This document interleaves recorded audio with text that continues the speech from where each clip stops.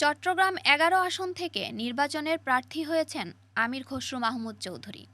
প্রথমে চট্টগ্রাম ১০ আসনে মনোনয়ন পেলেও পরে মনোনয়ন পরিবর্তন করায় চট্টগ্রাম ১১ আসন থেকে লড়বেন বিএনপির স্থায়ী কমিটির সদস্য আমির খসরু মাহমুদ চৌধুরী। ৪ বারের সাবেক এই সংসদ সদস্য নির্বাচনী ব্যয় মেটাতে নিজের কাছ থেকে খরচ করবেন ১৫ লাখ টাকা আর স্ত্রীর কাছ থেকে ধার করবেন ১০ লাখ টাকা।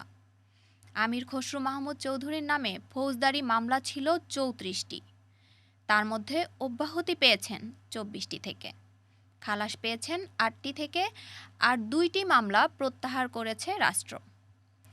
হলফনামার তথ্য অনুযায়ী তার নগদ আছে ১,৮৭,৮৫,০০০ টাকা।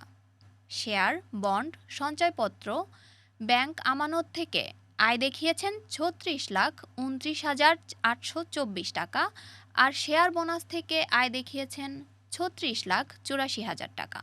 এছাড়া অন্যান্য উৎস থেকে বার্ষিক আয় দেখিয়েছেন ৮০ লাখ টাকা ও নির্ভরশীলদের আয় দেখিয়েছেন ৭,০১,৮২৭ টাকা। তার নামে বর্তমানে কোনো ঋণ নেই বলে উল্লেখ করেছেন।